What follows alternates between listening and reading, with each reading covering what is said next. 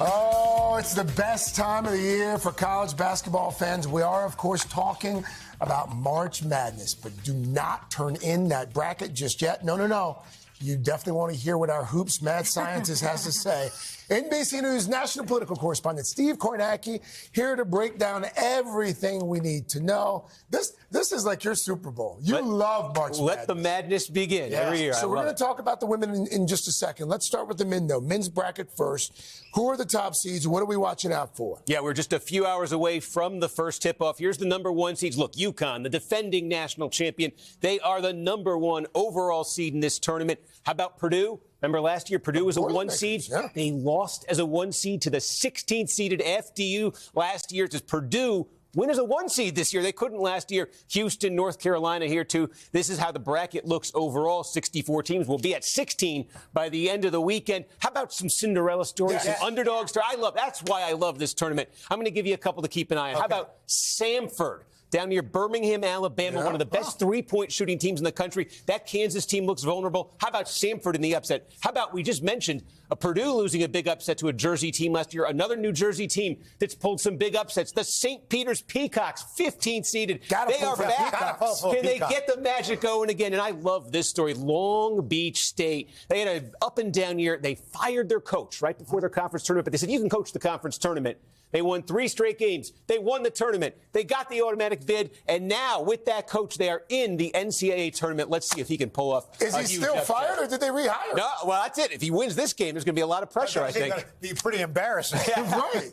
Okay, Steve, there's always upsets, right? We always look forward to that. What are some of the odds on that? What are some of the chances? Yeah, I'm giving you some real long shots here, but I think if you take a look, this is the history of the men's tournament in the first round. You're filling out your bracket. You're looking at those seed numbers. What are the chances for an upset for each seed? And I think this is your sweet spot right here, the 12s and the 11s. Look, the 11 beating a 6 almost 4 out of 10 times. That comes through. The 12 over the 5. Look at that. More than 1/3 of the times, the 12 will beat a 5. So, when you get into this territory, you're taking a big chance. But when you're over here, I think it might be the sweet spot. Taking mental notes for my bracket when I make it with you later. Okay, let's go. All right, so women's tournaments. What are we looking at?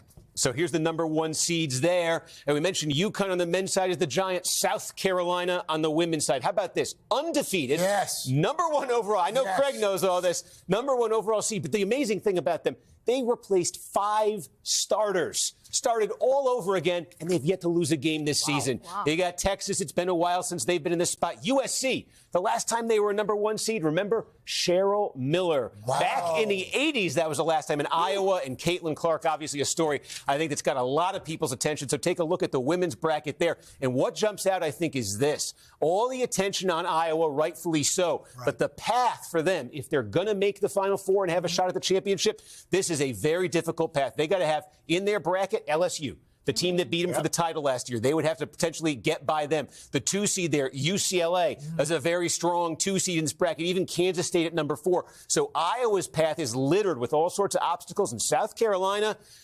tournaments have upsets, but South Carolina's path looks a lot more clear than Iowa's. It's hard to see how Don Staley and the Gamecocks don't win a national championship this year, but I don't want to jinx them. Well, I know you have a bias on this one. Yes, you're correct. You're right. I should probably check my bias at the door. Perfect bracket. What are the chances, Steve? So here we go. You're filling it out, and you want to, what if I get a perfect one? It's never happened. It's never happened. It's literally never happened. 189 quintillion. There it is. Yes, quintillion, quadrillion, Someone's been trillion, doing some homework. billion, That's billion. impressive. But here's the good news. This is if you toss a coin. Right. That's 50. But some of these games, the 16's probably losing the 50. So if you apply that, you can get it down to a very achievable 1 in 120 billion. Not bad. So it's a little bit worse than winning the lottery. But imagine the story you get for a lifetime if you could pull this one off. Wow. Who do you like, Steve? So here we go. Every year, I give the kiss of death to someone. I always go with the Cinderella story. I will never take the chalk in this tournament. So here's my bracket, and I'll have the Auburn Tigers sending UConn home in the Sweet 16, getting to the Final Four. How about this? Nevada. I haven't beaten Nevada. That's my other big surprise there. And they square off against Houston in the title game. Houston took out Auburn last year. Auburn gets revenge. Auburn wins the title. Auburn is one of the deepest teams in this tournament. every position on the court, they got somebody on the bench who can come in and just pick up where they left off. And I think that depth is going to make a huge difference. I do want to point out you've got James Madison getting down there to the Sweet 16. The James Madison Dukes beat the real Duke. I have Duke going out in the round of 32. My wife is very excited. She's a Duke dog. She went to James Madison. They're very excited about their chances. This is one of the best teams, maybe the best team they've ever had. Do you have a dog in this fight? I don't have a dog in this fight, but what about the idea of people going cats versus dogs or birds, going with a theme? Yeah, no, I mean, look, you got the Cougars here in my bracket. You got the Blue Jays, the Creighton Blue Jays. That's one of the fun nicknames in this tournament. You got the Houston Cougars. You got the Nevada Wolfpack, and you got the Auburn Tigers. So I'm going with some very familiar animals in mind, but you've got some other teams on here with some nicknames. The TCU Horned Frogs. The Horned Frogs. That's the most creative name in this tournament. Do you know all the names? You know, I think I might, and actually it reminds me, my actual favorite one is here, Stetson, DeLand, Florida. Are they the Hatters. The Hatters? The Hatters. No. Yes. That's amazing. And the mascot is great. It's got the S with the Stetson hat on it. Kind of like a Yosemite Sam hat. That's your team now. My biscuits are burning. They're not going to last for long in this tournament, I think. But it's just fun to say. Steve, thanks. The Hatters. Hoops Kornacki, baby. Hey, thanks for watching. Don't miss the Today Show every weekday at 11 a.m. Eastern, 8 Pacific on our streaming channel, Today All Day.